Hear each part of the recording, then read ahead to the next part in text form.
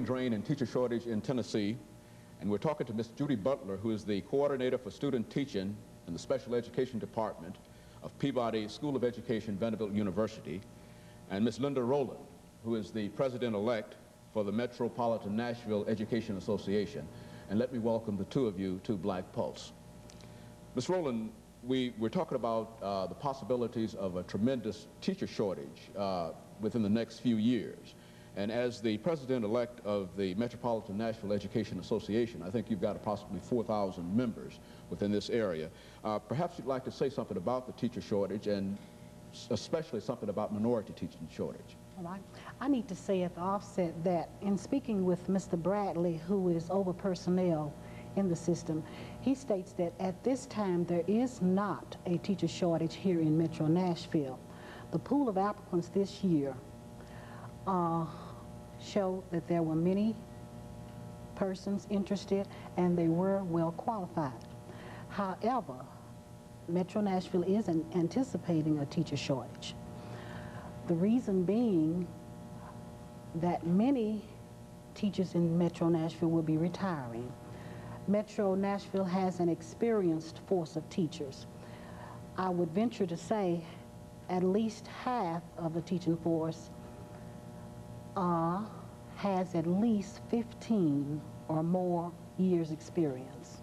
And so Metro Nashville ought to be fairly well set for the next 12, 15 years. Well, I wouldn't say 12 to 15, I'd say maybe 7 to 8, maybe 10, because many of these people will be retiring in the 90s, and this is when the shortage is really anticipated.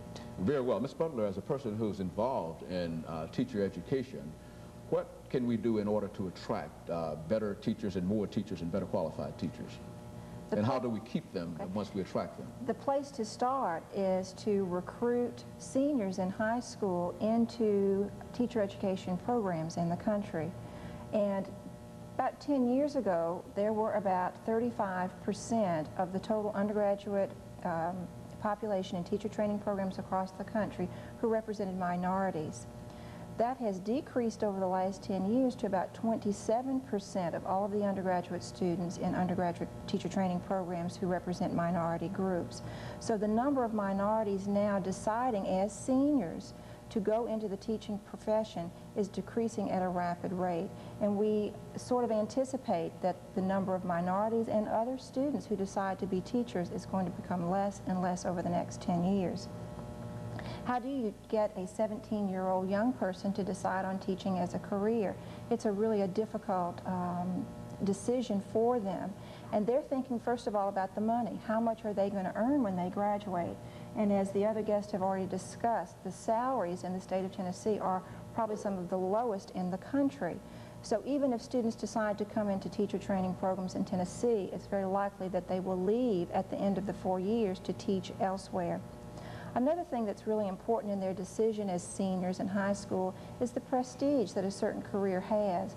And as the other guests have also discussed, the esteem that we afford to the teaching profession currently is very low. It's low not only in the community's attitude about teachers, but also in the university themselves. When a student goes to interview in a college, as they talk to the other people attending that college, the other students, they want those students to say, oh gosh, you're going to be in the teaching part of the college. And that's not happening. Right now they say, you're going to be over there in teacher training, teacher education, and a lot of university students consider the teaching profession as a series of CRIP courses. So we really have to begin to build the esteem of the teaching profession, not just in the community, but in the universities themselves. One area that is very important, Ms. Roland, and one that I think the past governor put quite a bit of emphasis upon is the so-called teacher ladder program, career ladder program, I think it's called. How is that program working now, and do you see any great advantages in terms of helping to increase the number of teachers because of that program? No, I see no great advantage, and I'll tell you why. Actually, you have to be in the classroom 4 years before you can begin taking advantage of the incentives. Why would a college student who has spent his or her money for 4 years come into a profession with a beginning salary of approximately $1,700 when they can go into another profession, $20,000, $32,000. $17,000. Approximately. Here in Tennessee, we're asking for $18,500. I'm sure you've heard. Many of the systems do not have $18,500. Here in Metro Nashville, we do not. The Metro Nashville Education Association was successful this year in raising, through negotiations, the base salary $1,000, and that puts us at $17,033. Last year, Alcoa was the highest paying system, and they paid $18,400, I believe. As you can see, the salaries are not comparable to the engineering profession. The salaries are not comparable even to the medical profession and others. So this career ladder program is not an incentive as I see it. Okay, it's one effort, Ms. Butler, toward education reform, and perhaps you would like to say something in terms of, outside of the career ladder program, perhaps, in terms of education reform during the last 2 minutes that we have. Okay, there's been a tremendous movement all over this country for reforming the undergraduate training process for teachers. The Holmes Group, which is made up of deans across the country, has studied this issue, the Carnegie Group, and most recently the State Board of Education here in Tennessee. And they all agree that we need to do something about the way we are currently training prospective teachers in this field. I'd also like to say just a little bit something about how to keep the good teachers once we have them. Once we've reformed the process of training them, how do we keep them in the state of Tennessee?